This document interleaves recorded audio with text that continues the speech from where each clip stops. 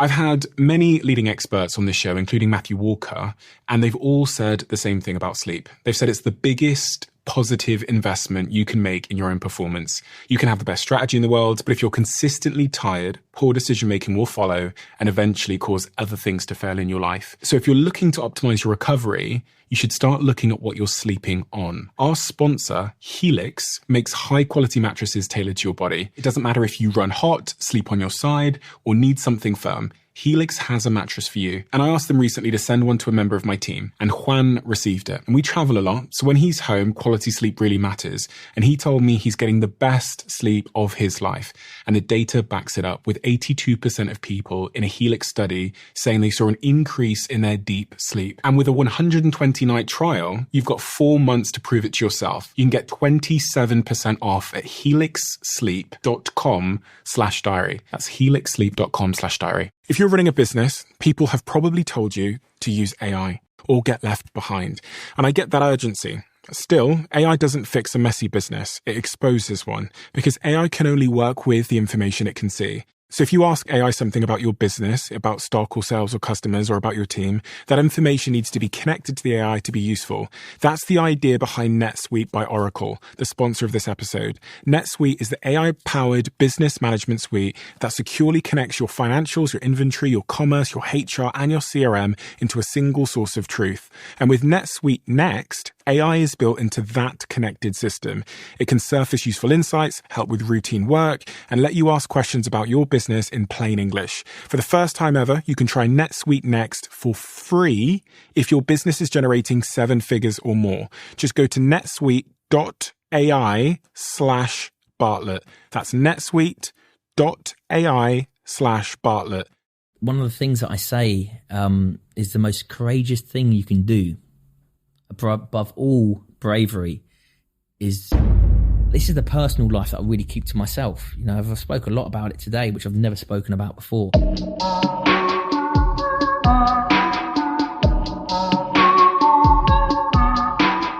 Ant Middleton. Ant is an adventurer, a military vet, a television host, an author, an entrepreneur, and one that's become highly, highly respected as an authority when it comes to things like survival and endurance and leadership techniques.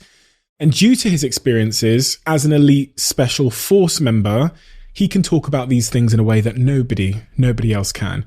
Ant has very, very recently been at the center of a huge media storm where he was quote unquote cancelled, with his biggest show today, SAS Who Dares Wins, being axed by Channel 4 after 5 years.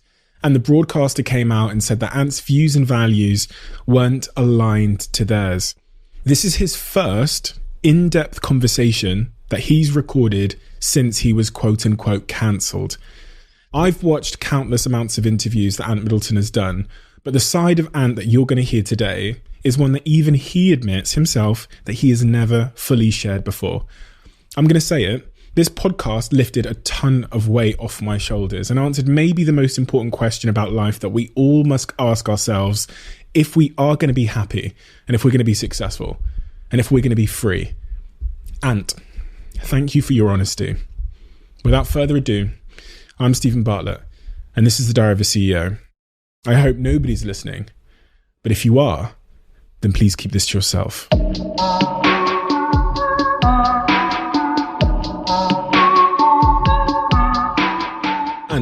And when I was reading your book, First Man In, there's this quote at the end of one of the chapters, and I thought it was a good place to start this conversation today, because I tend to think that it's probably one of the more foundational pieces of information. Well, it might lead to one of the most foundational pieces of information to describe who you became in your life and what you've gone on to achieve. And this is what you wrote at the end of the chapter. It says, it's called Making Friends with Your Demons. Having dark forces living within us is part of being human. They're the result of inevitable damage of life. Each one of us has a choice. Make these demons work for us or turn them loose against us. And slightly linked to that, on the same page, you wrote, most of us have horror stories we can tell you about from our childhoods. It's not the horror that defines you, it's how well you fought it. What did that mean? I think that's just a generic message to everyone to say that it's okay to have, bad thoughts. It's okay to have these demons inside you. They exist in all of us, but the important message is to exercise them. Because the moment you lock them away, the moment you lock these thoughts away, the moment you lock these demons away, the moment you lock any negativity away, all it's going to do is take over like a mold, and it's going to completely engulf you, and it's going to control you as an individual. And it's only because I've been there and I've done it, whether that's what I've done in combat, losing my father at a young age, losing my mother, seeing bodies blown up around me, seeing dead people around me, seeing the effect it has on families, seeing what my decision, pulling that trigger or not, has on a certain person, or has on a certain family, or has on a certain situation. And it's ultimately being okay with who you are. That's the whole thing about it. It's being, acknowledging that, listen, we're not perfect. We're human. Okay. We have weaknesses. We have insecurities. We have these horrendous thoughts sometimes. You know, you'd be a liar to say you don't sit there sometimes, and you know, the things that go through your head, if you actually voice them, then that becomes a problem. That's you not exercising your demons. That's them exercising you. And it's just about acknowledging that. And I acknowledge that from such a young age. I acknowledged that from a young age when my father passed away, and I couldn't really understand what was going on. Can you tell me about that? Yeah, my father passed away when I was 5 years old. And within a few months, a new man came into our life, my stepfather. And then within 2 years, we moved to France. So we lived in Portsmouth. We up and moved completely to France, a new situation, a new environment, a new man in our life. And I can just remember thinking, I remember going into a bush in the fields where we lived in France. After a couple of months we were there, and I sat in this bush, and the magnitude of the situation was so overwhelming. I can just remember looking at the road and thinking to myself, what am I doing here? Why am I here? What's the purpose? I couldn't grasp anything at that young age. And it was during that moment when I let everything go.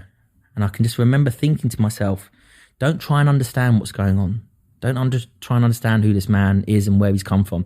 Don't try and understand why you're in a different school speaking a different language, because you can't. Don't try and understand all of a sudden you're living in caravans. We were living in a couple of caravans. We were a big family from houses. And I can just remember dropping everything and thinking to myself, understand what you can understand. And that at that young age, what I could understand was what I was feeling. You know, I could understand myself. So when I look back on the death of my father, and as I flip everything into a positive, even though years and years and years down the line I'd done this, you know, the death of my father actually made me self-reflect from the age of 6 or 7. So I've been self-reflecting, you know, understanding my emotions, understanding how I feel, understanding my demons, understanding, you know, the good parts of me, the bad parts of me, the weak parts of me, the strong parts of me, the positive side of me, the negative side of me. And I've been really breaking it down from such a young age. And that's given me an advantage in life. I generally believe that that's given me my sort of bulletproof mindset on how to tackle anyone or any situation today. So even though it's a traumatic part of my life, and it affected me all the way up to my mid-20s in a bad way, where I'd go out and try and understand who my father was, try and understand, you know, I never went to his funeral. I never went to his grave. You know, my parents, my stepdad, because he came in my life so young, I called him my dad. They never told me where he was buried. He was just completely cut out of our life. Because of the situation beforehand, you know, for him to come into our lives a couple of months after, it was pretty obvious that my mum was obviously having an affair, or there's something going on. And again, I'm not judging anyone or the situation, but, you know, so when he came into our life, it was like, right, you call him Dad. My name changed from Aaron to Middleton. Not a lot of people know that. Really? Yeah. And this whole new life was just forced upon me. So I was either forced to act or forced not to act. You know, sitting in that bush, me forcing not to act was probably jumping in the road. You know, thinking, right, listen, enough is enough. Did that cross your mind? it was a big road. It was a big road. And it never got to that stage where I thought, right, I'm going to take my life. But it was like, you know, there's an easy option out of here. Do you know what I mean? It's like, there is an easy option out of here. But it never crossed my mind to do it. But I can just remember thinking of that road, thinking, the cars move fast there. Do you know what I mean? If you wanted to, it's more like if you wanted to. Yeah, so it crosses your mind. Yeah, it crosses your mind, but it doesn't register. Yeah. If that makes sense. Yeah. And it's only, you know, throughout these few years when you start to reflect back on who you are and what you've been through, you start to go, bloody hell, man, actually, maybe I was thinking like that at a young age. So, but then again, you know, who I am, I'm honest with myself, I'm honest with my demons, I'm honest with who I am. And ultimately, I'm honest with knowing that we're not perfect. You know, a lot of people, and you've described it there, they never admit their demons to themselves. Mm-hmm. And what ends up happening is those demons run the show, but from the back room. Absolutely. And, you know, I guess you see that a lot with, you know, people that have come back from war as well, because they don't get the support they need. But I see it during war. Yeah. I see people, level-headed, intelligent soldiers lose their head on the battlefield, come running past you, doing things that you think, wow, where the hell did that come from?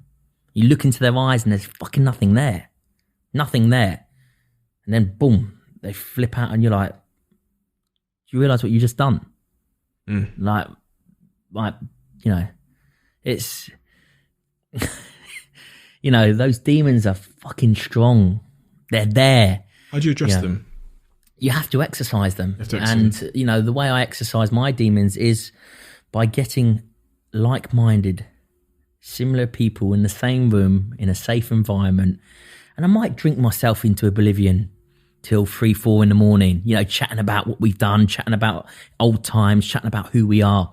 And then, boom, I'm done for 6 months. You know, I've released those demons. When you know, intoxicate yourself with alcohol, you know, it allows you to talk. And I'm not saying go out there and do that, but that's just my way of coming from a drinking culture, i.e. the military, a drinking and a fighting culture. That's the way that we deal with things. And for now it might be a blowout where, you know, I go out and, you know, I'll have a nice meal and, you know, we'll have a few glasses of wine, you know, and we'll be in a private room and we shoot the shit and, you know, just talk about whatever we need to talk about, whatever's on your mind. But also physically, I exercise my demons physically. You know, I put myself in horrendous situations in order to fight against myself. Everest is a prime example of that. I was going to say, yeah. You know, I didn't have to go up during the storms. You know, if I was the normal, sensible person, I would have went up after that storm went. So just for context, you decided to climb Mount Everest with a buddy of yours at probably the worst possible time, and you got into a little bit of a predicament up there. Yeah, exactly that. Yeah. To say the least, yeah. But it's one of those where I didn't just want to walk up on a nice sunny day, you know, and gain nothing from that experience. Why though? Like, why are you voluntarily putting yourself through chaos and what anyone else would perceive to be agony? Why are you choosing that? That's me exercising my demons. Really? That's me, you know, pushing myself to that limit. That's me having tasted that drug of living on that line of life and death. And a lot of people think that drug's adrenaline, but it's not. I don't feel pumped. I feel ultimate peace. So people find this bizarre, but when I walk that line of life and death, which I've done multiple times, it's a pure feeling of euphoria. It's not what you think where you feel pumped and your eyes are red and you've got this aggression going through you and you have to get through this moment. It's like life is so uncomplicated, Steve. So uncomplicated. You're either going to live or you're going to die. All the bullshit, all the complications of life that is implemented on you, whether that's through government, whether that's through work, whether that's through family, all of that goes. And you are left with the most purest form of life. And it's so uncomplicated that it's so euphoric. It's so peaceful. And when you hear of World War I and World War II poets that are writing poems in trenches, people are like, how the hell are they writing poems in trenches? I understand that feeling because life is so uncomplicated. It's so pure. It's so peaceful that they're writing with no stresses, no complications, no bullshit. It's coming from the purest form of life of I'm either going to live or I'm going to die. And it's that feeling that I chase. I chase that feeling where I just want that moment of peace, of pure and utter peace for 10, 15 minutes. That drug I chase, and that's crossing those boundaries, crossing those lines, crossing any limitations to the edge of life. You take that step, you're gone. You go over that edge, you're going to feel it. You're going to feel alive. You're going to feel everything that you need out of life. But for me, that's exercising my demons. So whether I do it psychologically, whether I'm putting myself in situations that I'm saying stuff that I believe in, that I value, that is a message and it's being contradicted, or whether I'm pushing myself to a physical limit or putting myself in a physical situation which is uncomprehendable to the everyday man or woman. But it's because I've tasted it. I've had the misfortune. I've had the burden of tasting that drug. And will it be the end of me? I can't say that for sure. I can't say that it won't. I can't say that, I've never put myself in these situations again because I find myself constantly doing it. But for me, that is exercising my demons. And everyone's demons are different. Everyone's situation is different. Everyone's emotions are different. Everyone's DNA is different. But that's me exercising my demons. What are the other, if any, moments from your early years that went into shaping the man you became? Was there anything else? Because I hear you in your books and in your writing and your interviews continue to cite that sort of trauma with your father and your stepfather then coming in and being the way that he was. But was there anything up leading until, your 20s that you cite as being pivotal in who you became? Yeah, when I joined the British military, I joined the army at the age of 16. I'm just going on to 17.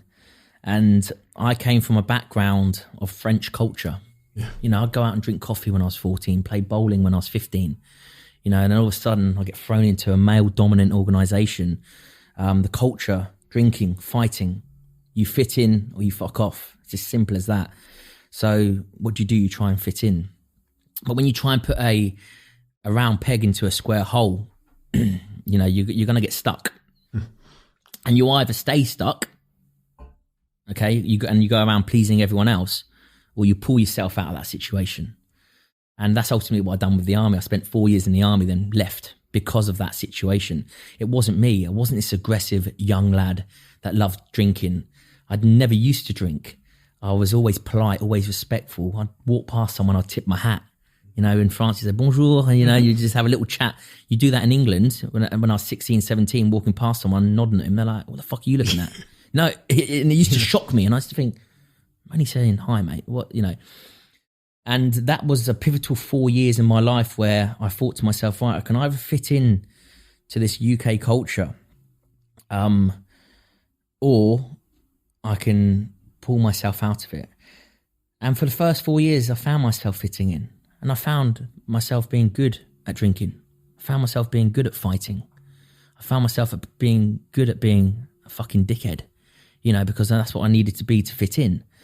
So again, those were demons that I discovered along the way that I found that I was good at. So would I let anyone take the piss out of me anymore? You bet no, because you're gonna get a good hiding.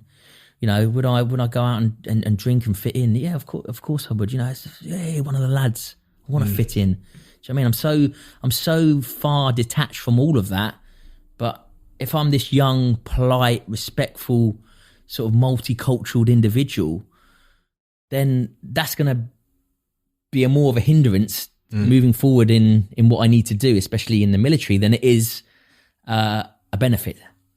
So you find yourself turning into this person. I can just remember I was about 21 and I went to Macedonia and I worked with the French Foreign Legion out there because I could speak fluent French.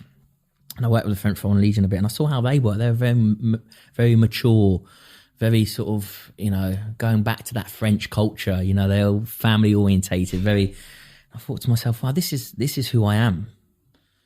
And when I got back off that tour, I can just remember going to the squadron bar. I was in 9 Parachute Squadron Royal Engineers, going to the squadron bar. We'd just done a 6-month tour. I'm going to the squadron bar, and I remember walking in there, and I remember seeing someone, a staff sergeant, probably about 35, 36. You know, I'm a young 20, 21-year-old, drinking from a boot, from an old desert boot, right? And he's drinking drinking piss from a boot. And I can just remember looking at him thinking, if I continue the way that I'm going, that's going to be me in 15 years' time. And it scared the hell out of me. I can remember just thinking, I've got to get the hell out of here. And I walked out of that bar, and the next day I put my notice in. I was like, this is not who I am. This is not, I've gained more demons from this 4 years than I have any friends, any benefits from it.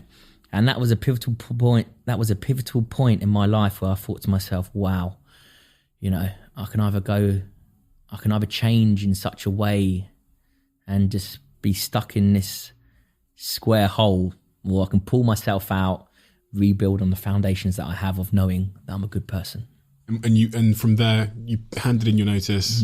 And what happened next? From there, I handed in my notice and I left. And I found that in Civvy Street, I was acting the person that I never wanted to be in the military. Right. But I'd found that had followed me, that had taken charge of me.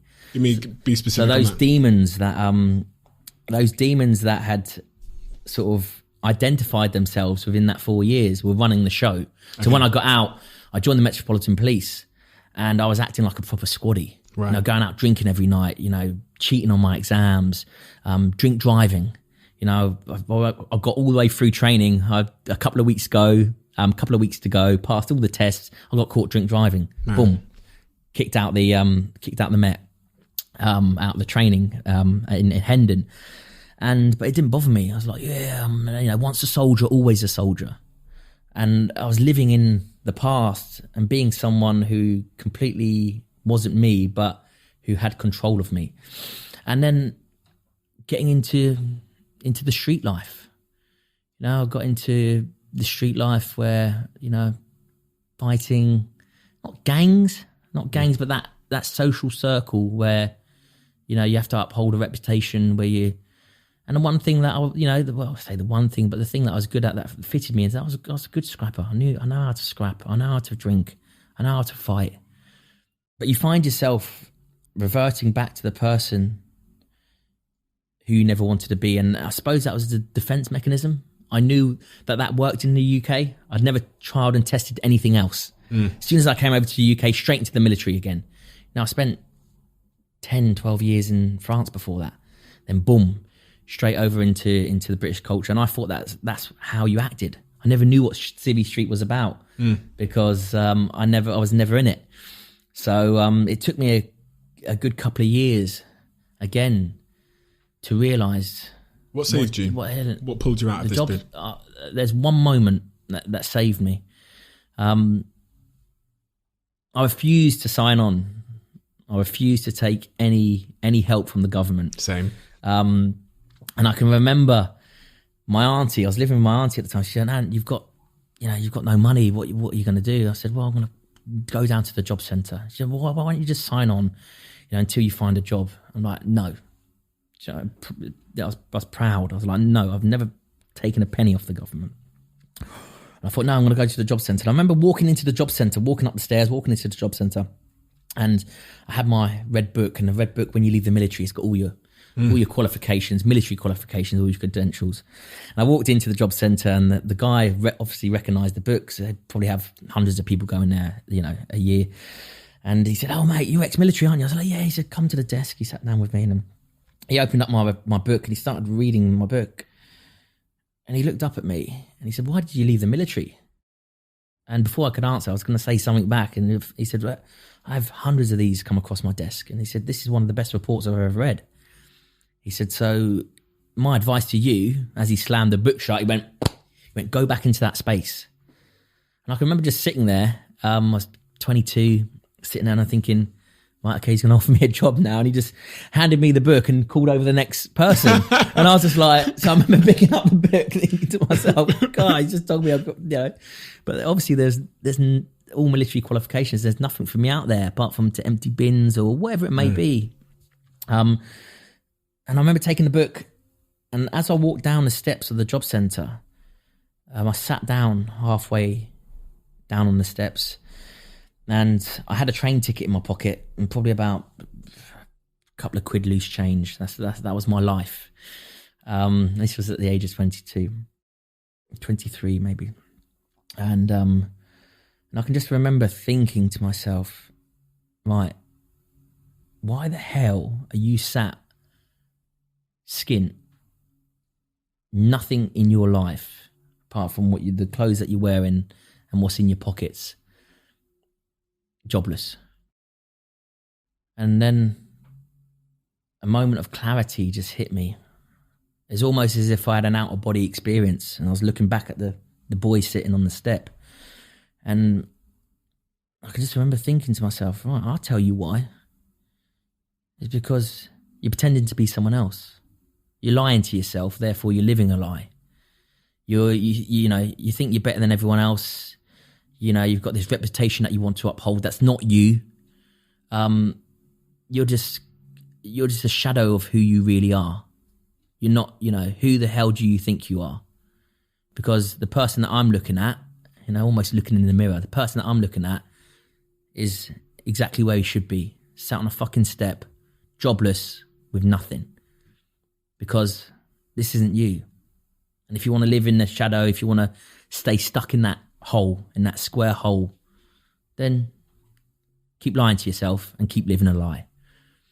And that moment, I'll always go back to that moment. Whenever I get a bit above myself or a bit too big for my boots, I always go back to that moment where I rip myself apart, because it freed me as an individual. And I promise you this, and it's not cliche, this isn't some kind of fucking bullshit story that I'm telling you.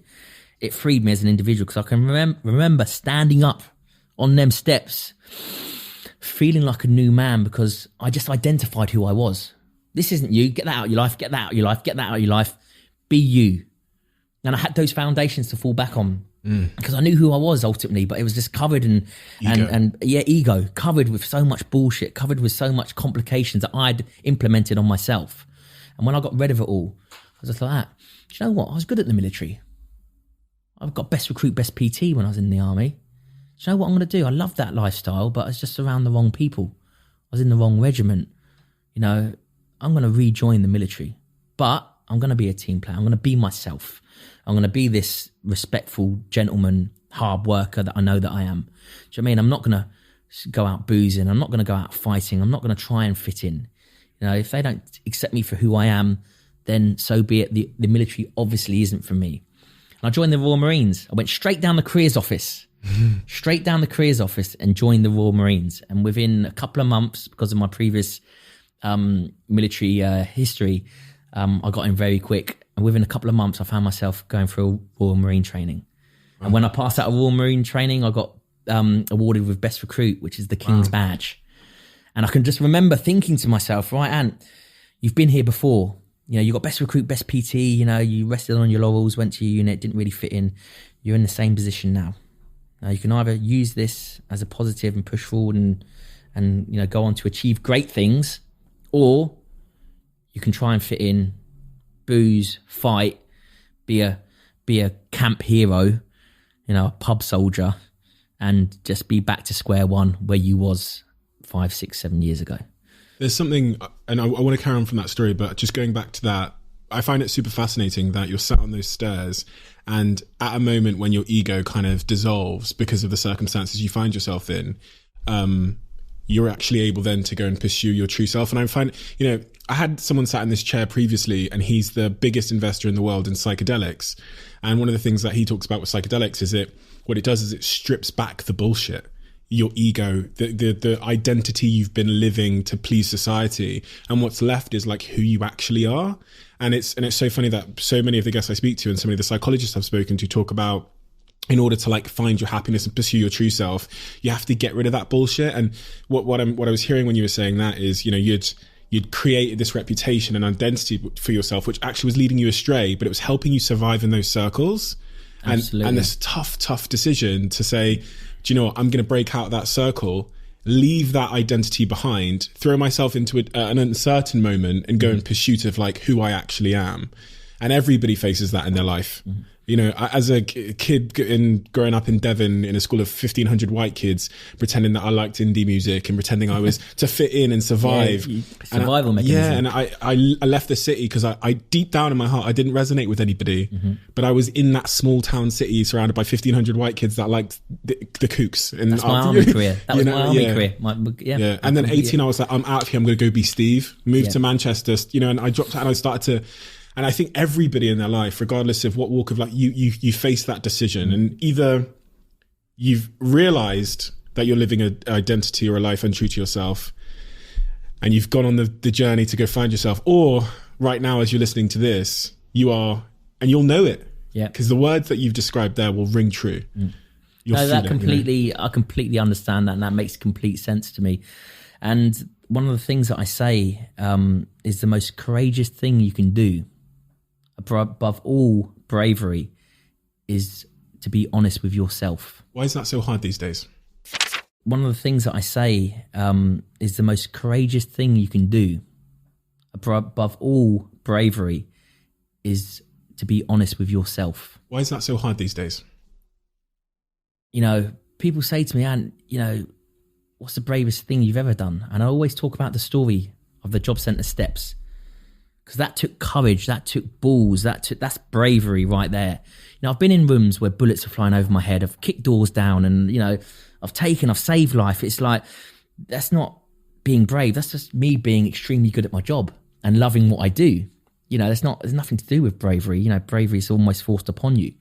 But when you decide to step into the arena, when you decide to step into that and go, right, I'm going to face this, and put that mirror on yourself, ultimately facing yourself, that is the hardest but most liberating thing I've ever done.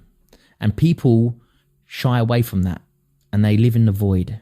They live this life where they just live in the void. I call it, I say, you're on autopilot, because you're lying to yourself, and it's pretty simple. Therefore, you're going to live a lie. I don't care.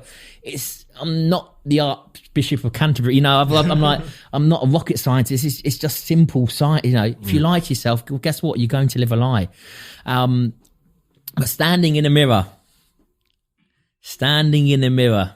and ripping yourself apart does take away all the bullshit and all the complications, and it frees you as an individual. But you have to do it on a regular basis. You can't just go, I've done it once, or here we go, I found myself, this is who I am. Because hopefully you're constantly changing, you're constantly evolving, you're constantly adapting your mindset. You know, that's what evolution is about. You know, the world is designed to you know, it evolutionizes, and we are designed to do exactly the same. And the moment that you're not honest with yourself, it's game over for you. It's like you just want to be just that person. You know, like a lot of people say to me, "And fucking hell, I remember me from the military." I'm like, yeah. And they go, "Oh, fucking hell, Anne, you've changed a lot. You've changed." And I'm like that. I haven't seen you for 10 years. I hope I've changed. And I say to them, you haven't. That's why you're still just that guy. That's why I'm at Middleton and you're still just that guy. Is because, of course, I've changed. I'd like to think in another 10 years' time when you see me that I've changed again. Because if I haven't, I'm doing something wrong. And that doing something wrong is not being honest with myself. And it all goes back to you as an individual. No one can do that for you. No one can do that for you. And I say to everyone, everything starts with you. And it's so true. If you don't want to change, then nothing will change around you. You know, if you don't want to be honest with yourself, well, guess what? You're lying to yourself. It's complete opposite. Therefore, you're living a lie. It's like you have to do this on a weekly or a monthly basis. Anytime an obstacle is thrown in front of you, you can fall back on, right, to be honest with yourself. Be honest with who you are. Be honest with you know, with how you tackle things, and don't lie to yourself. The cost of being yourself and being honest with yourself is seemingly increasing in this day and age. And you know, I think that's a really, really valid point, one that I don't think expressed properly, which is you had that reflective moment when you sat on those stairs where you say, fuck it, we're going to start being honest with ourselves. But then especially as you get more successful, you know, in your media career and everything else, the forces at play trying to get you to not be honest with yourself get greater and greater. And this is this crazy sort of, I don't know, paradox or whatever we see in society at the moment, which is you being honest with yourself is the reason you're sat here. It's the reason you're at Middleton. Yeah. And that's what's made you explode, right?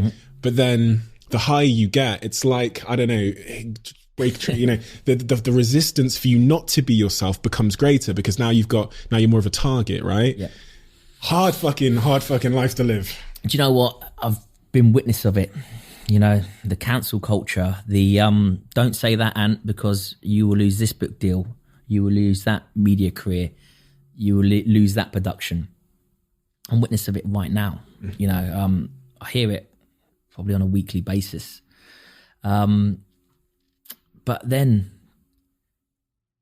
that's that square peg, round hole. It's like, no, I don't, you know, it's every time I think about that. And I always have two principles with everything that I do is don't go out to offend. So I don't say things to offend people. Therefore, they choose to be offended. I don't say things to offend people. I just say things what I think is right, what have served me good in my experiences and my career and my mindset. And the second thing is, you know, don't do things maliciously. So first of all, don't go out to it's verbal. Then also actions. You know, don't do things maliciously because then ultimately, yeah, you're going to have a backlash. You're going to have a reaction to what you've done. So that's exactly what I do. I don't go out to offend, but I go out to tell the truth. But I also go out to seek the truth. You know, and I go out to seeking the truth. Again, everything starts with you and with who I am. It's dangerous. And it's dangerous. In social media era. It's dangerous. It is dangerous. But hopefully you get past that stage of people realizing that actually this is Ant. He's not been any different. He's not, you know, voiced anything different. He's not tried to fit into a media agenda. He's not tried to blag anyone. He's not being fake. This is who Ant Middleton is, and he will always be like that, regardless of regardless. But then there's that platform of not reaching that level quite yet, and then everything descending upon you. And unfortunately, there's a lot of people out there that are scared to say what they truly feel, are scared to voice their opinions, are scared to, you know, voice their values, because ultimately it takes food off the table. It's a career stopper. When your career stops, guess what suffers after that? Your family. And then when that suffers, guess what? There's not much out there for you. You have to rebuild again. Well, all those 10, 15, 20 years career that you've built, all for that one moment, is it worth it? No. So what do? Keep quiet. What do? Don't do anything. Just say what they want you to say and do what they want you to do. That doesn't fucking rub with me. That's a sore point with me. You know, you try and make me someone that I'm not, like I've been made someone that I'm not. You're probably going to get the worst out of me, even more so, because everything comes back around to who you truly are. They're trying to control you, right? Yeah, it's a controlling measure. And it's like, listen, I've let people control my life. I've let situations control my life. And I've ended up psychologically, not physically, psychologically on that brink of questioning who the fuck am I? Who am I? That's what I question. And the moment I start questioning who am I, then I know that project isn't for me. I know that sponsor isn't for me. I know that TV channel or that TV production isn't for me. Because the moment that comes into question, then it's like, you probably don't get who I am. You probably don't understand who I am. You probably haven't done your homework with who I am. Do I fit into your agenda? And it's like, if you don't fit into one agenda, you get bounced, boom, straight across to the opposite side, right? It's like, no, listen, I don't belong on that side. Just because I don't believe in this side doesn't mean I belong on that side. I belong in the middle. You know, people say, are you on the left? You're on the right. I'm like, I'm not on the left or right. I'm in the fucking middle. I'm in the middle. There's no middle. But there is no middle, because the moment that you say slightly something that goes against this agenda, then again, you just get bounced straight to the other side. The right won't recognise you, the left won't recognise you. So there's who are you, enemy of both. Yeah. But it's a dangerous place to live in. It's a sad state of affairs. A real sad state of affairs. And, you know, just because your values and your views are different doesn't mean my message isn't the same. You know, my message, everything that I do is about positivity, is about mindset, is about bringing people together. You look at SAS Who Dares Wins. What does it do? It makes people realise what they're capable of, makes them find themselves. It brings people together, brings families together. You know, Mutiny, teamwork brings people together. Escape, you know, straight talking, being honest and open, and it makes you feel good. It brings you together. It unites people because they can be open and honest with themselves, and therefore they know what they're capable of. Self-belief starts to kick in, and they feel good about it. It's bringing people together, right? And that is, you'd be inhumane, really, to not think like that, to not want to help people out, to not want to. So the message is always the same, but it's this bit in the middle, right? That you either get pushed to one side. You can't have this sort of in the middle opinion of, well, actually, my values are the same as yours. You know, I'm all about positive change.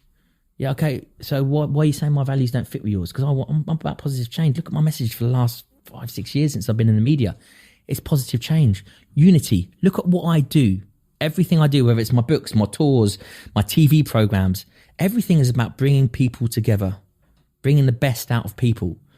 So just because this in-between bit, my views are different and mine are probably truthful, which people don't want to hear the truth, it's like, right, bounce off to one side. And then you start to get cancelled. But what's the answer though? Like, so I hear, we've heard Piers Morgan talk a lot about this as well, and other people talk about how, you know, if you don't perfectly fit the views or the perfect hashtag of the left or whatever, then you're basically being cancelled in culture. And I genuinely, this is probably the most genuine question I've ever asked on this podcast, because it's one that I'm thinking about all the time, is I also see this happening. My views don't always fit the left or the right. And sometimes, like in the Black Lives Matter moment, I posted on my Instagram saying, it was actually my best performing post of all time. I said, because there was this whole narrative around like silence is violence, and if you're not saying anything, then you're a racist. Mm-hmm. I did a post saying like, that's obviously bullshit. Mm-hmm. As I said, it's unpopular black opinion. Yep. If someone doesn't post a black square on their Instagram, doesn't make them a racist. People process things in completely different. In fact, the most unnatural reaction to trauma is to take to social media. So like, and that absolutely, it didn't fit the like silence is violence narrative. And my ability, and I like, of course that's fucking true. Like, do you know what I mean? It doesn't fit. I understand. Right. But it's not one individual in the millions and millions of views that post did could tell me there was one slide in that 9 that they disagreed with, but it was the feeling that I wasn't wearing the football kit of the left that made some people go, "You're an awful person, Steve." And then I'd go, "Why?" They'd go, yeah, exactly. You see their minds ticking and ticking. You're like, and I go, "Tell me, tell me what's wrong with the post." They go, "Oh, you know what's wrong." Yeah. And I think, well, I know I'm not going to change. So when I look into my future, I go, well, at some point I'm going to get cancelled because my brand is building. I've got some stuff coming up in the media, and I'm thinking, I know I'm not going to change. So what's the answer here? Like, I'm always going to, and I know that it's getting more binary. What is the answer, Steve? I came to, this is why you're here. Yeah, I know. But it's like what the answer is, to be true to who you are. Yeah, and just take the fire. And it's like, you know, that's the one thing I've always fall back on, is just knowing, you know, if you're an idiot, you know, if you're irritating people, you know, if you're not a good person. And then ultimately, you know, you're going to get what's coming to you, and you probably deserve it. But I know that I'm a good person. I know my foundations. I'm polite. I'm respectful. You know, I don't go out to offend, ever go out to offend. I hate confrontation because of the way that I know that I can deal with confrontation. It frightens me to get into that situation because I know what I'm capable of. Okay, so I don't ever, I'm over polite. I'm over respectful because I think people should be treated like that. Now, I like to be treated like that. I wasn't treated like that when I started off my army career, and I know what it feels like. Okay, and I would never want anyone to experience that. So I'm over polite and I'm over respectful, and I always fall back on that. I always look at myself in the mirror and I go, Ant, I know I'm a good person. And that are the foundations that I've built. That's my foundations. That's who I am. Okay, so you can knock my bricks down. But guess what? I will keep building and building and building. And you can knock it, even if you knock them down to the foundations, I can fall back on being true to myself. And there's no more liberating, Steve, liberating feeling than that, of being true to who you are, going, do you know what? I'm not going to fit into that agenda. I'm not going to fit into that box. I'm not going to squeeze myself in there to make myself feel uncomfortable for your agenda, because that's not who I am. Would you rather lose it all? Yeah, 100%. Because I've got my foundations. I will always build, Steve. Always build. And this part of the building is so high now that, can you cancel me?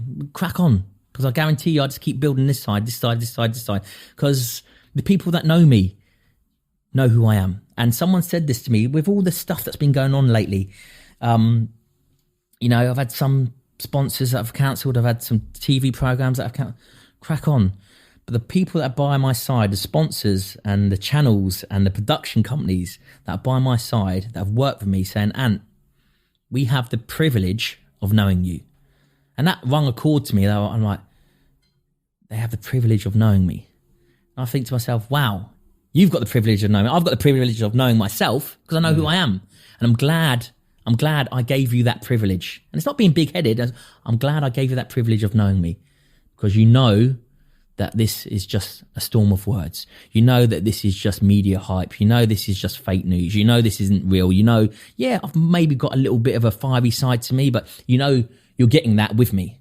You know I'm rough around the edges. So yeah, and I'm happy to cut a few of the edges, but those edges are still going to be there. Do you know what I mean? So when they said that to me, and it's something that will stick with me forever, and it's from a very, very good sponsor, it's to do with my books. And I remember sitting back and just taking that breath and going, keep doing what you're doing, Ant. You're doing the right thing. And then this last week, so many doors have opened. Production companies calling me, channels calling me, and you hear about it. You hear about, you get cancelled, then that's your career done. But then you've got your Piers Morgans, you've got your Jeremy Clarksons, and now you've got your Ant Middletons. Okay? And it just goes to show that I'm doing the right thing. And that actually, I'm not going to fit. I'm not going to be comfortable with everyone. I'm not going to be their cup of tea. Well, that's fine, because guess what? I don't want to work with you.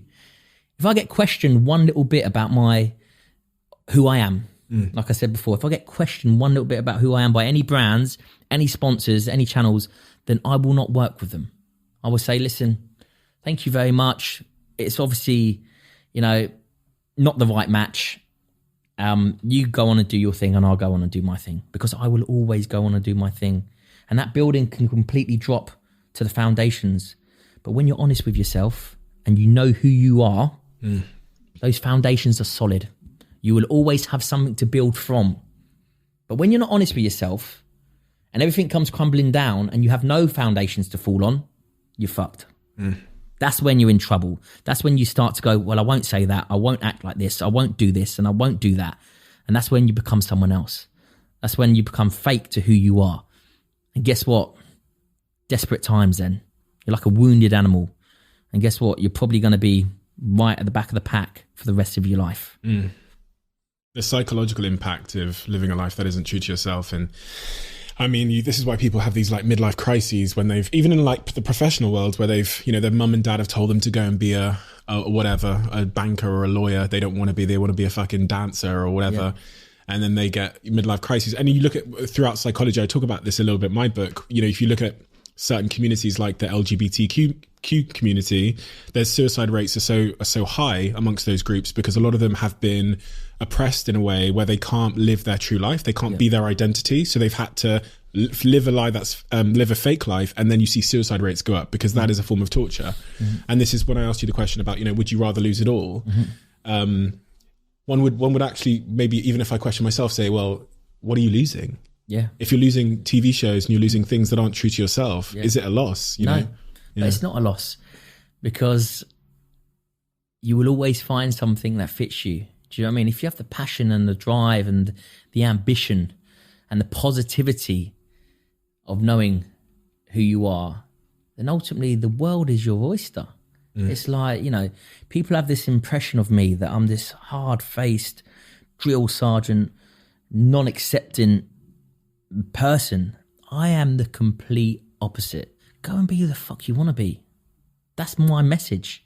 If that's what, then don't let anyone force you into saying anything, doing anything, or being anyone else. Be yourself. But this is the side that people don't see of you. You know, and this is my personal side, Steve. People see what they want to see. The media will write what they want to write. They will make you out to be who they want you to be. But you can't put all of that into a hashtag. You've got to characterize yourself in 10 letters. Yeah, and absolutely. This is the problem with issues that are complex and nuanced, and there's different layers. And if it doesn't fit into a hashtag, then, and this is the football team analogy as well. I want to talk though, going back to your, you know, when you started in the military, one thing I find really interesting is the guy that was running around drinking, boozing, getting in trouble. For him then to go into the military and pass with flying colours is like a massive contradiction in my mind. I'm like, one appears to be a guy that's kind of out of control. The other one, and seemingly lacking the appreciation of authority. And then the other guy is one that's able to do what he's told and follow orders. And how did you achieve such That's high... what they want. Yeah. That's what they need. They need the animal on the battlefield. They need the aggression. They need the violence. Because ultimately on the battlefield, you counter violence with extreme violence. You know, there's zero tolerance to violence in Civvy Street. In society nowadays, you show any form of violence, you're going to end up behind bars. Been there. But in the military, you counter violence with extreme violence. You counter anger with extreme anger. And that's needed. I needed to be that person on the battlefield. I needed to cut myself off from any emotional sort of feelings, any emotional, you know, sort of discrepancies, because they were the missions that I went on. You know, I was hunting down Taliban commanders. You know, I was getting into fucking shitstorms, into firefights every week, every couple, you know, 2-3 times a week. I needed to call on those demons to come to the forefront of who I was to get the job done. And then switch it. You're expected to switch it, because one moment you're kicking the door down, you know, taking out enemy combatants. The next door you're kicking the door down, there's women and children in there. So you live on that side or you live on that side.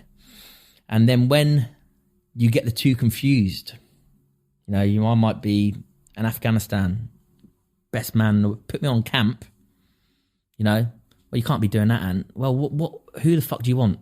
Do you know what I mean? You can't be doing that. You can't be, you know, getting into fights downtown. You can't be, you know, getting, you know, I used to get into a hell of a lot of fights. You know, fucking hell, it ruined my military career. Because, you know, but then putting 3 tours of Afghanistan I've done almost back to back. Perfect out there, Ant. He's put boom, boom, boom, boom, boom. So what animal do you want? You know, and it's okay to be able to flip from one to the other when you're here. But when you live on the complete opposite sides of the spectrum, you're going to get confused every now and then. You're going to be met with a situation in society where you're met with aggression, you're met with violence, and this demon takes over. You know, and all it is a moment of madness. It's just it's confusion, confliction between the two. You know, and it's between the two people, and sometimes it just goes whack. Yeah. But before you know it, that crossover is too much. They're both like trained to survive, but in different environments. In completely different environments. And sometimes those environments, you know, you're forced to act and those environments get switched. Yeah. And it's literally like a flash in front of your eyes. It's like, bang, bang. Shit, I used the wrong person there, or used the wrong environment. And that's the world that I live in.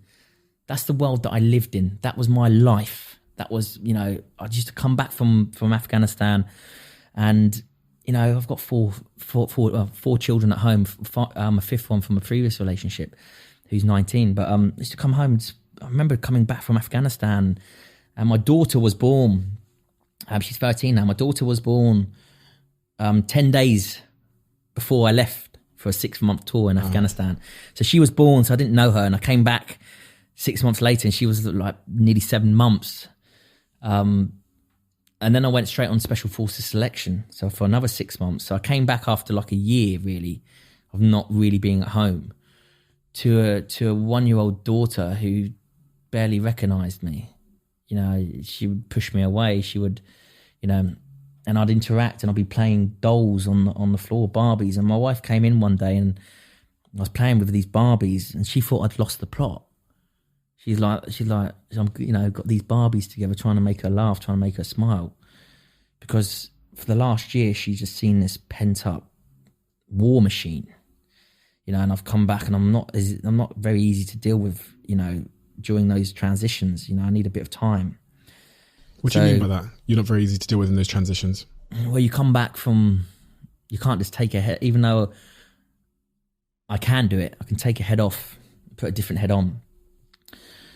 But that transition of kicking doors down to being back with a family, I need, even now when I come back off of filming, when I come back, I need, before we actually start getting on again, you know, before I start settling back into the family, it takes about 2 weeks. And again, me and my partner are the best, most compatible partners in the world. The teamwork that we have is absolutely amazing, you know, hence why I've been with her for 16 years, been married for 14.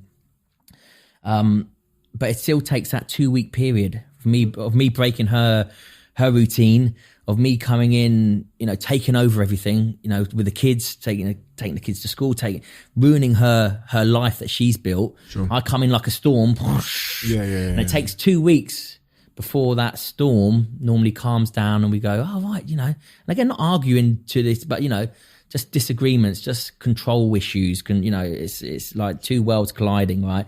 And then after the 2 weeks, as everything settles, I'm away again.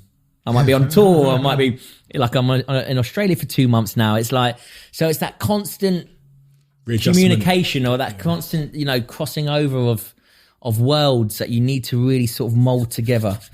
And as my life is getting more and more, and I'm not in these high octane situations, I'm not in these life or death situations, it's becoming easier and easier. You talk, you know, I had actually a military commando sat in the seat as well, who talked about his experiences. And when he came back from war, he was talking to me about the PTSD he suffered, and just being around the house and, you know, seeing the tin cans stacked on the shelf at home and like, you know, barking at his wife because they weren't straight and things like that, and feeling that, you know, feeling some of the disciplines of war coming home with him. I've seen you talk on this topic, so I know that, you know, you've handled that in a different way. But what are some of the things that have come back with you from war that you don't like, or that you think aren't helping you in your personal life? They're two different worlds. You know, you deal with dark humor, dark banter to get you through certain situations. And that dark humor and dark banter and dark way of talking is the norm to you because you live and breathe that.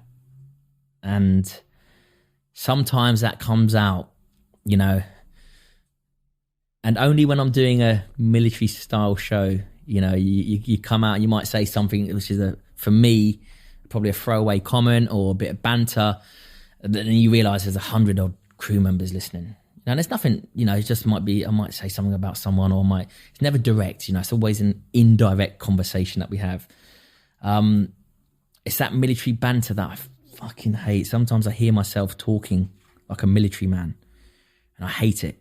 I might say military words, you know, hoofing, honking, waz, you know, there's loads of them out there. And I think to myself, why are you talking like that?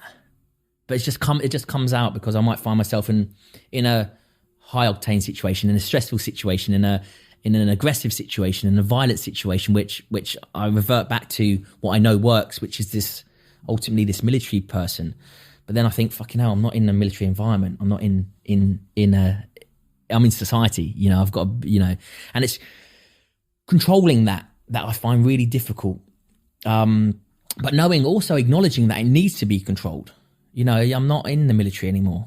You know, and I always hate this, once a Marine, always a Marine. You know, you get people go, hey, once a Marine, always a Marine. I'm like, I was a Marine 12 years ago, 10 years ago. You know, and now I'm a media TV presenter. I'm now an extinguished author. I'm now, I like to say, about mindset. My mindset guru. I go around, do my tours. I'm in a completely different space, but I have to pull upon this young soldier every now and then in order to get the job done, because I know that works. I know that if I do that, but I just need to fine tune it. I need to buffer it around the edges, which again is a work in progress. I put my hands up when I go, fucking hell, do you know what I mean? I shouldn't have said that, or shouldn't have done that. And I'm the first one to admit it. But people have to realise that, listen, it's a work in progress. It's not something that I can change overnight. You need to understand me. You need to understand who I am, in order to acknowledge that, okay, well, fucking hell, yeah, that was a bit uncomfortable to see. Some of the things that we do with the recruits, they're like, fucking hell, man, like, he's on his knees and you're literally, saying to him that you stay there, if you think you're not worthy, if you're a piece of shit, blah, blah, blah. But it's hard for people to see that and to watch that. But ultimately, there's always a positive motivator behind that. So that's where people, I think, get confused, is like, negativity is a great fuel. It's a great source to use to get to where you need to be, but only if there's a positive motivator ahead of it. So you can't use negativity to get through a situation if there's not a positive motivator, because all you'll do is you'll veer off in the negative lane, because there's no positive motivators to aim towards. It's like a plow. Right? I say the plow is the positive motivator, and the fuel is the negativity, whether it's aggression, whether it's revenge, whether it's, prove people wrong, whether it's, these are all things that fuel you. But you be sure that there's always a positive motivator. So when I'm talking like that to the recruits, when I'm doing, it's, believe it or not, it's to get the best out of them, to make them realize what they're capable of, make them bring their attributes and personality to the forefront, so they can identify who they are. And a lot of people, they bring that to the forefront, or I flip that mirror on them and they look at themselves and they go, no, I don't like what I see. They VW, or they go, or they leave. Yeah, so that's what I was going to say. It's also a filter. It's a filter. And that's what a selection process is. And that's how it's not only what a selection process is, that's how I live my life, Steve. I'm so brutally honest with what I do and situations I find myself in, and the environment that I choose to be in and it's that brutal honesty, it's that brutal sort of truth, that the motivator is always becoming a better version of who you are, of learning something, growing from it, and becoming a better version of who you were yesterday. And how important is it to take personal responsibility for your outcomes in life? Because there's a growing culture of blame and victimhood, and I see this as well as someone that the best thing that probably happened to me is, if I was successful and I had parents that were rich and I had loads of money and I got a degree and I got these great grades, people would immediately go, well, no, Steve can't tell us anything because he got it handed to him. Yeah. Fortunately, I was the opposite. I'm a black kid born in Africa, kicked out of school, dropped out of university after one lecture, got no degree, parents are bankrupt.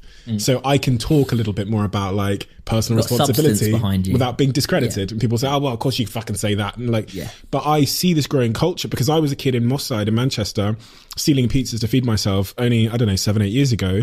And I know that my mindset and the behavior that my mindset created is the reason I'm sat here now. Yeah. Like, of course, there's luck, timing. I understand that. But my mindset increased my probability of being sat here now. Yep. So when I preach that to people, especially people that don't want to take personal responsibility, or like, victimhood or blame keeps them nice and safe and comfortable, and it means they don't have to look in the mirror. Yeah. They go, fuck you, guy. Yeah. But it's hard to attack me. It's hard to attack me because what are you going to say? Yeah. What privilege the privilege I had was moving to this country as a baby. But that's the privilege of knowing who you are, Steve. Yeah. So you can take all that income. Yeah. Yeah, because they haven't got the privilege of knowing you. Yeah. Right? But you have the privilege of knowing yourself, because guess what? You've been there, you've done it, you've got the t-shirt, you've been honest with yourself, you realise, you realise your mistakes, you realise your errors of your way, you learn from failure, you grow from it, you become a better version of who you are. So that's why I say that statement of we have the privilege of knowing you is so powerful, because ultimately that's what you fall back on all the time. That's why you can take take that and it will bounce off you. So it's like, that's your negativity. It's not nothing to do with me. That's you. And it bounces off me like it bounces off you. But the moment you step into that victim mentality, that's when you feel that the world owes you everything. That's when you feel like that, why is he where he is and I'm not there? Why has he got this and I haven't got this? Why? Oh, right. Well, I could quite happily go back and not be cancelled. Okay, so for example, if I went, oh, guys, yeah, really, really sorry about that, but I suffer from PTSD, the death of my father, it's like, fucking hell. It's like, one, I don't suffer from PTSD. How many times have I had that thrown at me, Steve, going, and if you say you suffer from PTSD, who can question that? Well, no one can question it. Actually, wait, there's one person that can question it. Me. Because I haven't got fucking PTSD. Well, no, you haven't. But if you say that, then, the papers will do this. The courts will do this. People will start to go, oh, well, actually, the stuff that he's been through and he's seen and he's done and he's witnessed, yeah, of course, listen, throw him another bone, give him another chance. Feel sorry for him. Fuck that. Do you know what I mean? It's like when I went to prison. I left the military, went to prison, got into a violent altercation. Yep, violence on violence. Of course, put my hand up 100%, I'll do my time. My lawyer said to me, Ant, do you want to go to prison? I was like, of course I don't want to go to prison. Who wants to go to prison? He said, well, listen, here's your out. He went, say you've got PTSD. If you say you've got PTSD, he said, I guarantee you, that's what he said to me, guarantee you will not go to prison. You'll get suspended sentence, you'll have to go and do a couple of courses, and then you'll be at home with the family.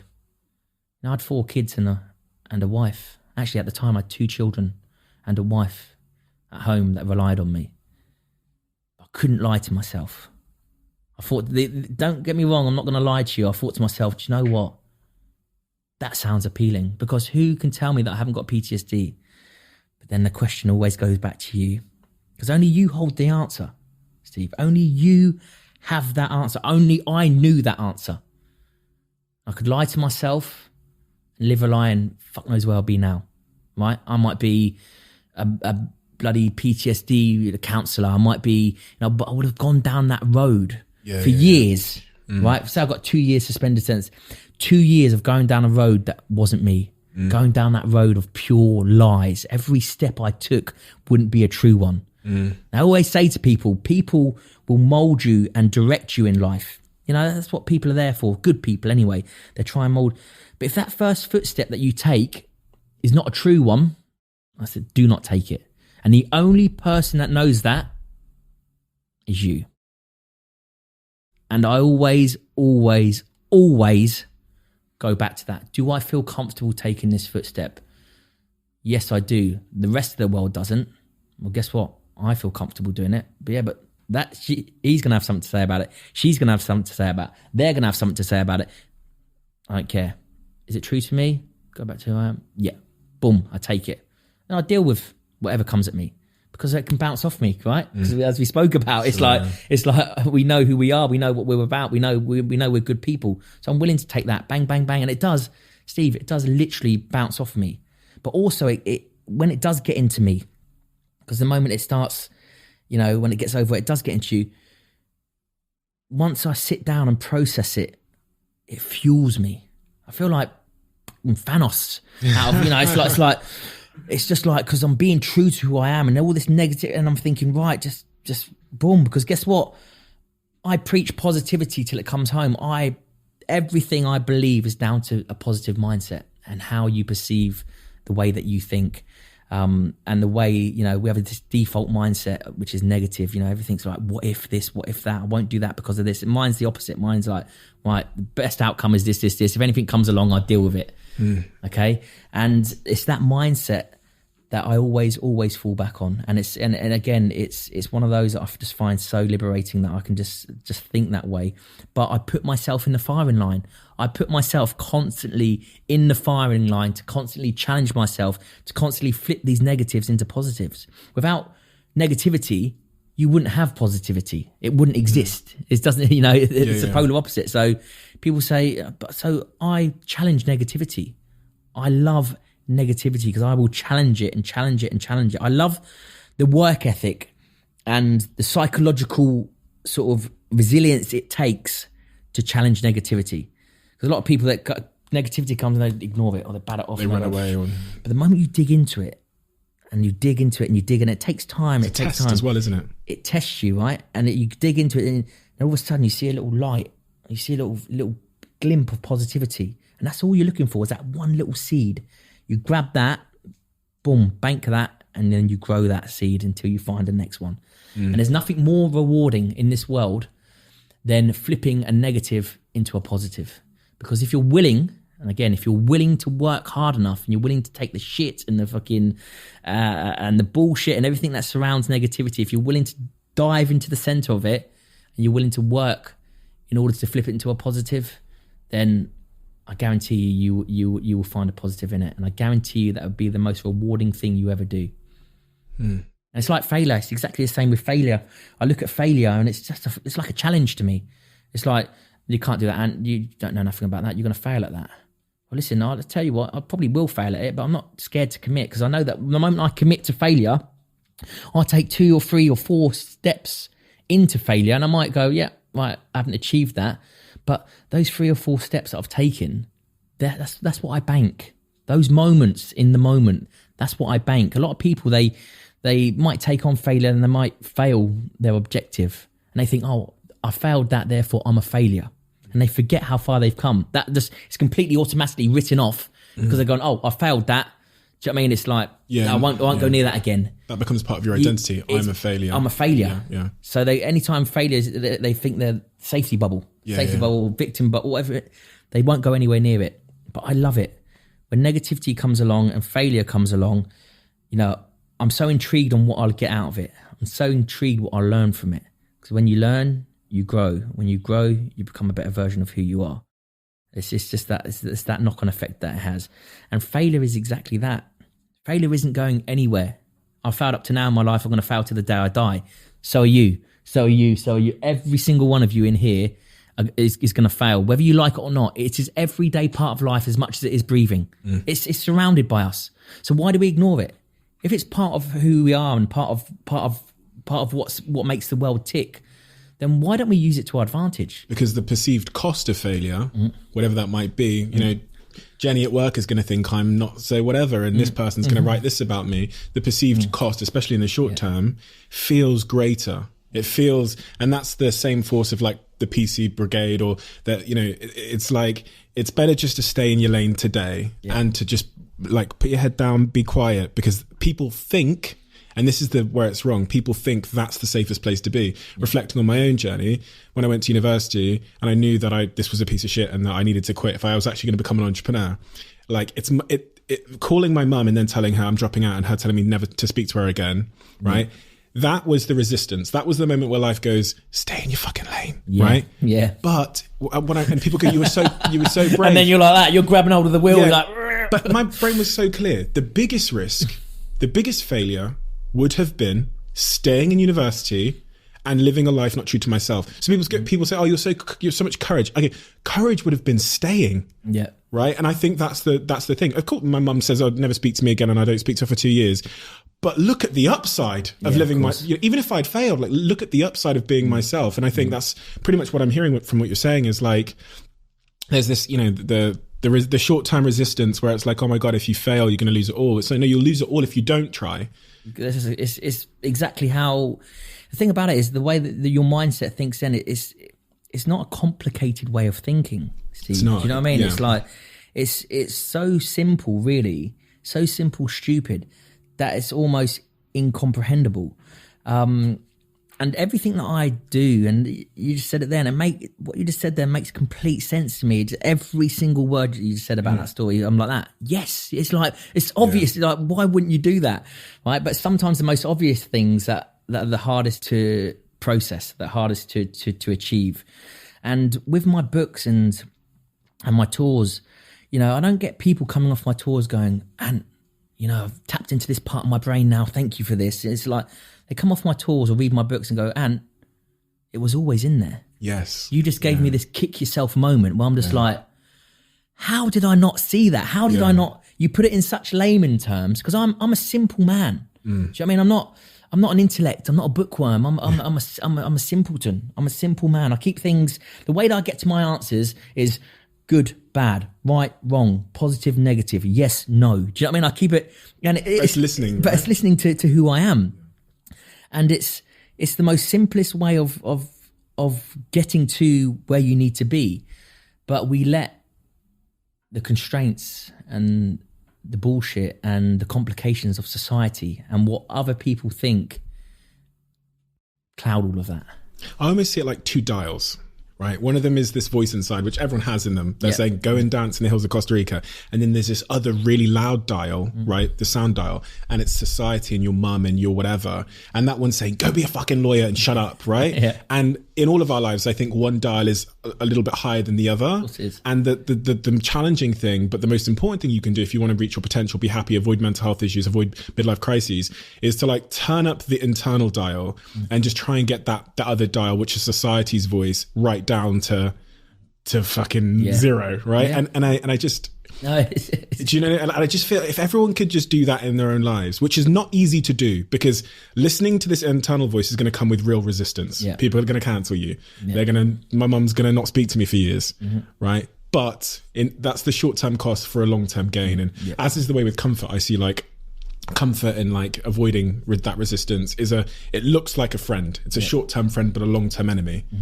And if you're in the moments where you've said you've been like cancelled, quote unquote, had you caved, short-term friend probably would still have a show or two. Yeah, of course. Long-term. But long-term, and I say to people, what you've got to realise is that you are with yourself 24 hours a day for the rest of your life. No one else can even come close to that. No one else will even come close to that. So you are with yourself your whole life. People, they come and go. Situations, they come and go. So ultimately, you've got to live with yourself first before you try and live with anyone else, before you try and live with any situation, before you try and put yourself into any environment. That's what I say to people when they go, well, I'm like, you're with yourself 24 hours a day to the day you die. Nothing comes close to that. No one comes close to being anywhere near that. That's the person you've got to honour. That's who you are. Yeah. So that's the person who you've got to honour. That's the person that you've got to make happy.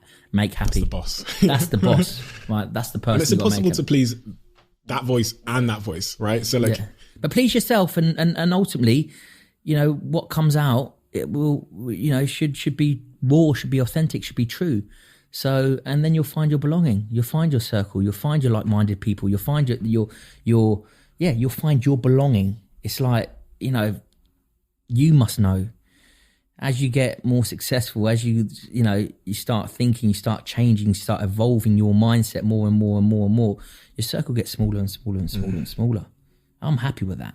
I'm happy with that, because not that I'm above anyone or below anyone, we're just on different ends of the spectrum. Okay, because guess what? I'm going to keep evolving. My mindset's going to keep changing. I'm going to keep getting wise. I'm going to keep getting more knowledgeable. I'm going to keep being honest with myself. And for me, that's my purpose in life. Nothing out there.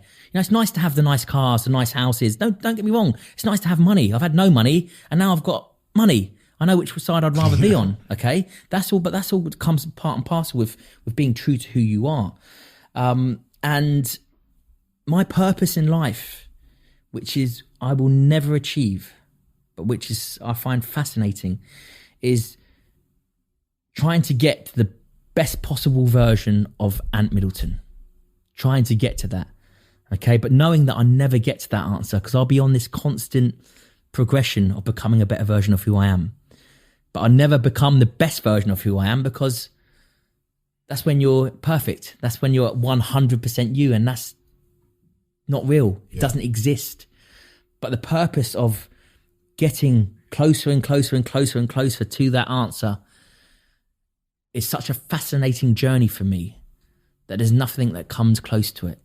There's nothing that comes close to it. And whether I have the counselling or the shows that keep coming, or the TV production companies that call me now, and the channels that call, whether I have failures or whatever it may be, all of these, everything that bounces in towards me is something to learn from.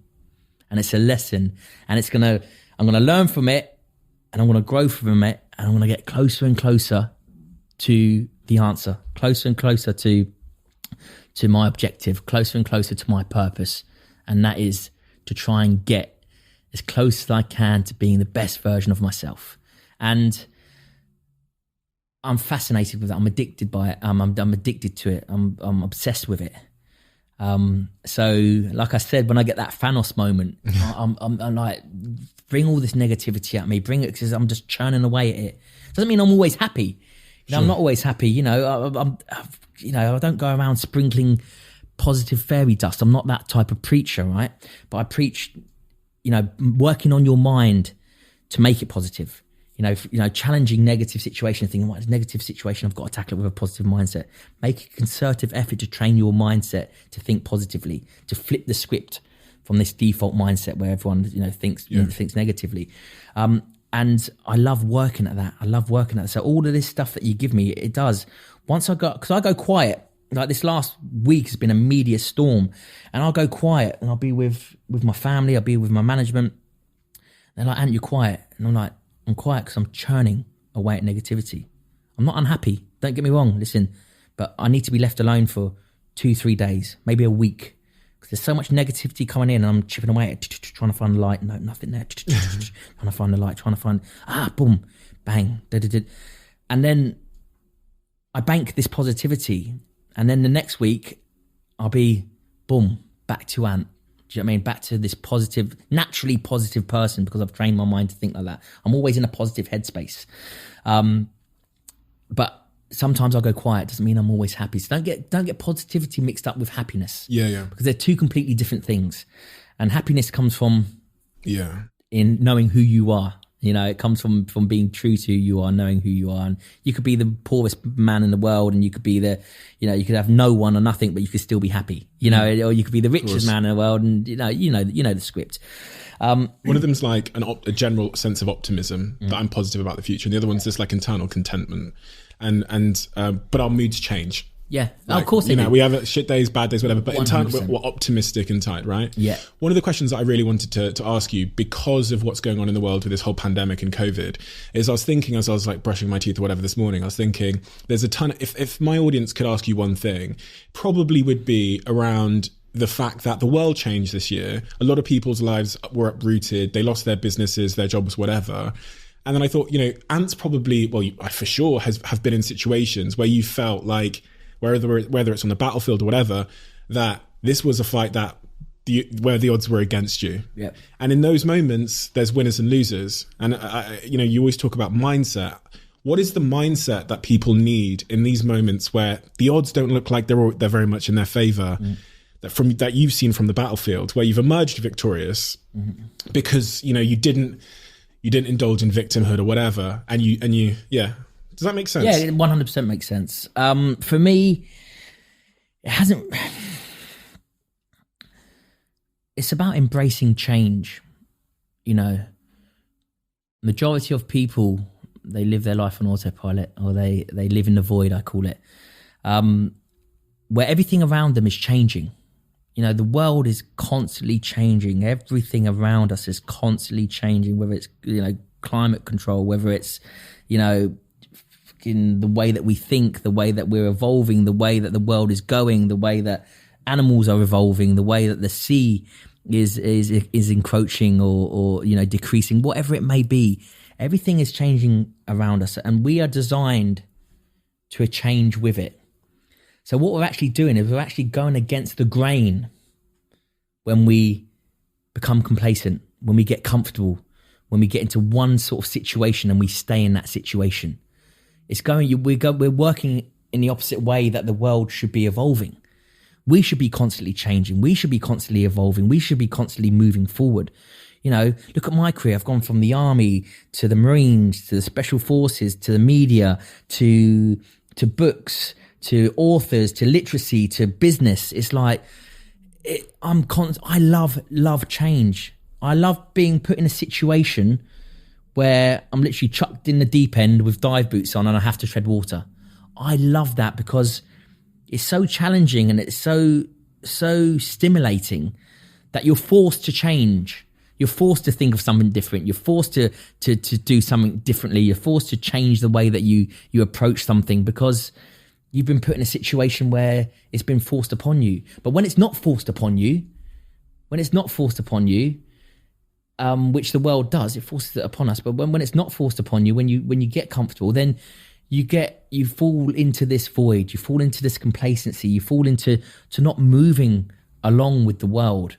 But are those your demons again? Because I'm thinking the reason why Ant loves to be chucked into the water with his dive boots on is because you relish challenge. And this maybe links to the victimhood point and a general problem in culture and society where people like comfort, cotton wool. Yeah. A lot of people are being brought up now with cotton wool. We're not designed to be comfortable. We're not designed to have cotton wool strapped around us. It's society, it's the restraints and the shackles of society that is forcing us to be like this. It's not who we are. Look how far we've come. Look at just through history how far we've come. And I feel like that we're actually devolving now. I actually feel that we've got to a point where we're going backwards, where, used to be survival of the fittest. Yeah, and you could push a rock in front of your cave, you know what I mean, to survive, used to be at the top of the food chain. We're not designed to be comfortable. We're not designed to be wrapped up in cotton wool. We're not designed to be shackled down. And that's why there's so many problems in the world right now, is because of these shackles, is because of these chains, is because of the restraints that society is putting on us. It's forcing us into mental illness. It's forcing us to act in ways that we're not designed to act in. It's forcing us to switch off to the most powerful tool that's in the universe, your minds. We're forced to just put it on fucking dormant. We're going against the grain of what we're supposed to do, of who we're supposed to be, on how we're supposed to act and how we're supposed to evolve. So when you've got this going around like this, and then this stops, there's this synchronicity that's not working in partnership with each other. Without us on this planet wouldn't be as evolved as it was. Without the planet, then we wouldn't be evolved as it was. And what's actually happening is you've got these two forces that are grinding against each other rather than working together with each other in synchronicity. I was reading this crazy thing the other day, and I think I've talked about this maybe once before, but it shows that the life expectancy in the UK and the US fell for 2 years in a row. I think it was like last year or the year before, whatever, for the first time ever. And they look at the numbers as to why the life expectancy has fallen for the first time ever. And it's because of like the opioid crisis, people who are getting addicted to drugs. And then they say, so why are people getting more and more addicted to drugs? And they say, well, because they're lacking meaning in their life. And when people lack meaning, the science is showing, whether you do it to animals, you take away their meaning. I talked, I think, in the last podcast, and I hate to repeat myself, but I also don't care. Please. About these rats, and I fucking, because they're right about my back, I'm so fascinated by it. They put a rat in a cage and take away everything from it, and they give it the option of drinking heroin water or normal water. It becomes a drug addict. They then introduce a partner, some stimulation, a running wheel, some other things, and they give it heroin water or normal water, and it doesn't choose the heroin water. It doesn't become a drug addict. Just by inserting meaning into its life, it avoids the heroin. And then you think, okay, so what's going on in society? You think, well, people are lacking challenge and meaning because we're trying to create a culture maybe where challenge and meaning are a bad thing. And that's actually having an adverse effect because, as you say very eloquently, like that's not who we are. Do you know what? I love how you just put that, Steve, because you've just put my thoughts into a scientific form. Because again, I'm not an intellect, I'm not a bookworm. It's like I have psychiatrists come up to me and go, "Where did you study, Ant?" Well, but no, honestly, what books did you? And I'm like, no, this is all. Every single little ounce of me is through life experience. I come from the University of Life. And what I've just said there, it's strange that, that's why I love talking to people like yourself, because I've put that as in how I'm thinking. I haven't read anything from a book, and you've just put it into a whole sort of scientific, and it's like, that's exactly that. It's exactly what I've just said, and you've just put it into something that's been proven, and that's the way that I think. That's the way that I perceive life. And it's funny because, as you say, you say I'm not an intellectual, but I've sat here with intellectuals and they've said the exact same thing. Like Johann Hari, he wrote a book on this, 9 Reasons Why People Are Getting Depressed and Anxious, best-selling book. He sat here and he said the exact same thing. So when I hear it twice or 3 times and then I read it in another book, I think these are just fundamental truths. Yeah. And when I get to that point, where you've walked a different walk of life to that intellect who's wrote a book on it, but you've both arrived at the same place. But they come I'm at the like, same okay, place. that's going in my fucking in my diary forever. You know, but that's super interesting as well. It's like, you know, but you can't take away that. You know, you can't unwrite that because it's written within evolution. It's written within the way the world it has evolved. It's written in the way that we think. It's written in the organs, the muscles, and the body that we have. It's all here. It's all fucking present right now. Yeah. It's not in a book that we're going to read. It's fucking happening right now. It's here. It's real. This energy source that you are, your fucking energy source, we're energy sources, is synchronized with the planet, which is one big energy source. It's one big ball. And I had a moment of clarity on when I was filming. I've always felt a connection with the earth. You know, I talk about, you know, we can climb to the highest peak of the apex of the world, Mount Everest. We can climb to that because people said, yeah, but we've had to do this and this in order to get there. You know, working against the mountain. I'm like, no, the way that mountain is formed that's a foothold for you. That's an arm reach for you. That's, you know, it's designed to work with you. So don't look at a mountain and go, oh, fucking, I've got to get up there. It's working against me. No, it's that little stone there that you put your foot on. That's helping you up to stand on its apex. It's helping you up to stand on its summit. And I've always felt a connection with the earth. Always, always, always. You know, when I put my feet in it, when I put my hands in it, you know, I belong here. You know, and I have this theory that people think that, you know, that if you put the planet as a tree, they think we're just birds that come and sit on the tree, and they think we're just visitors, and then we go. We're not. We're the leaves. The tree, yeah. Yeah, we're the leaves of the tree. Do you know what I mean? And then you know, we grow in it. We're part of. You know, we're part of this evolution. Very spiritual. But yeah. But I'm not a spiritual person, but maybe you are, but maybe your definition's wrong. Because I posted on my Instagram last week. Yeah, we've just had, it's funny, my Instagram post literally says, I've never thought of myself as a spiritual person because I don't resonate with like the hippie stigma of it. Yeah. Like I'm not that guy. Yeah. However, the end, it's one story. Yeah. Right? The end of it was like, if you define spirituality as feeling somewhat connected to the world, which I now do, then I now consider myself to be spiritual. This was just one story. And this was like 3 days ago. Because a lot of people do ask if I'm spiritual, and I always say no. But yeah, maybe I am. But it's that theory of being, there's a connection. One can't live without the other. And when we're the leaves, and we're going to fall off, and there's going to be new leaves. You know, but everything recycles back into itself. Do you know what I mean? We don't just all of a sudden go up into, everything goes back into the earth. Everything regenerates. Definitely spiritual. Because I went and Googled it, definition of spirituality, and the definition I read was like the feeling or belief that we are interconnected with the world. Yeah.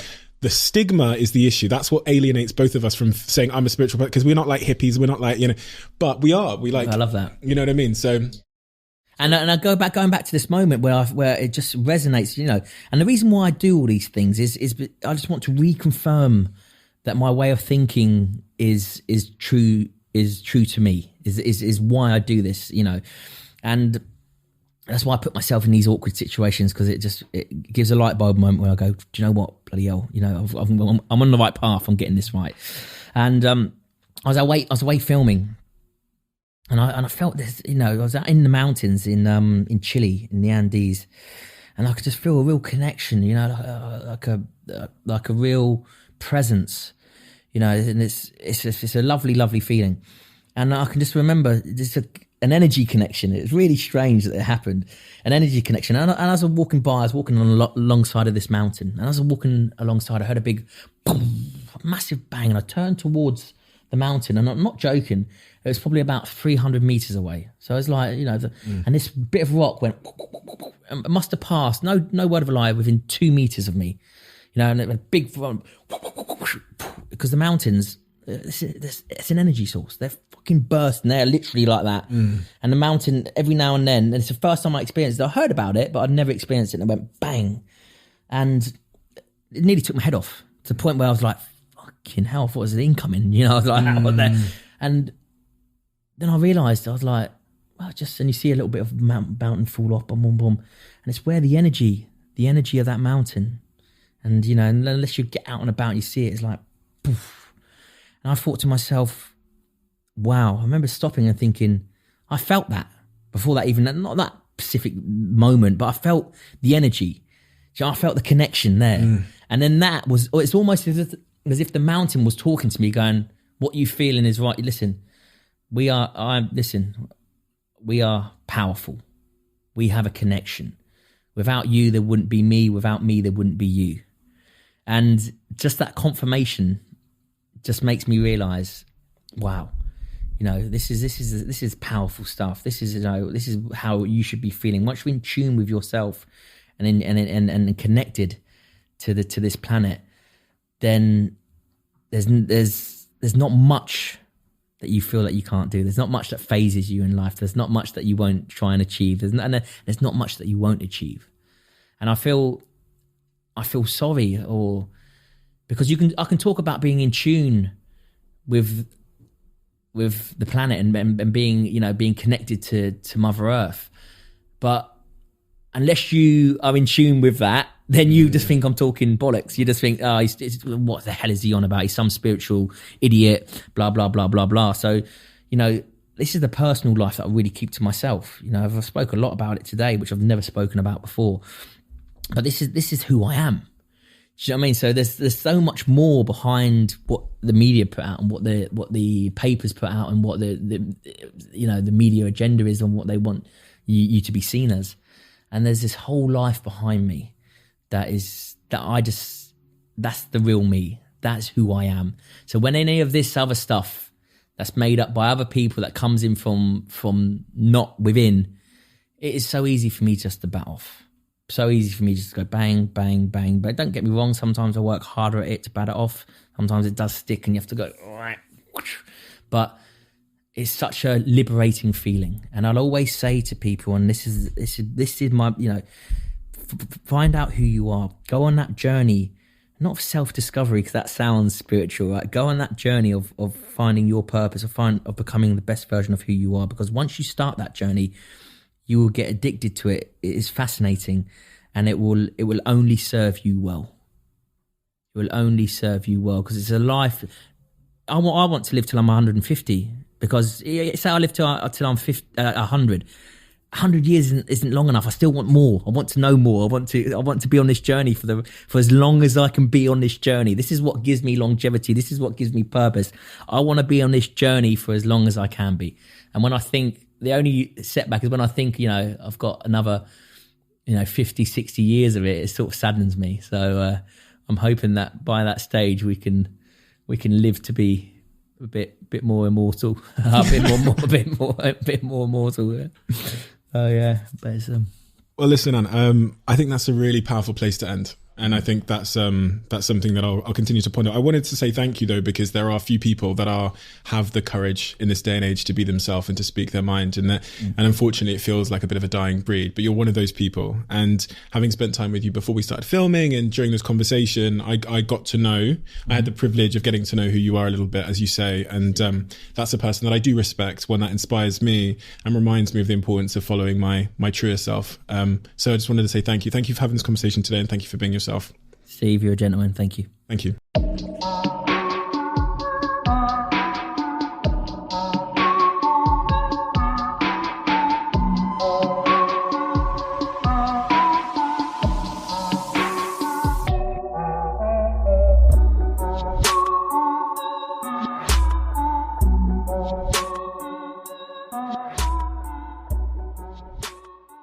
If you're running a business, people have probably told you to use AI or get left behind.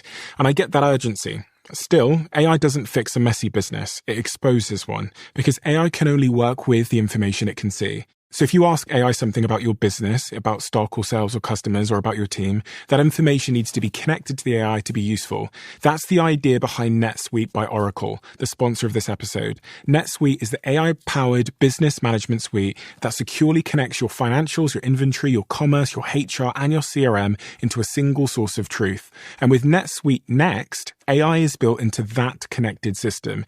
It can surface useful insights, help with routine work, and let you ask questions about your business in plain English. For the first time ever, you can try NetSuite Next for free if your business is generating 7 figures or more. Just go to netsuite.ai/Bartlett. That's netsuite.ai/Bartlett.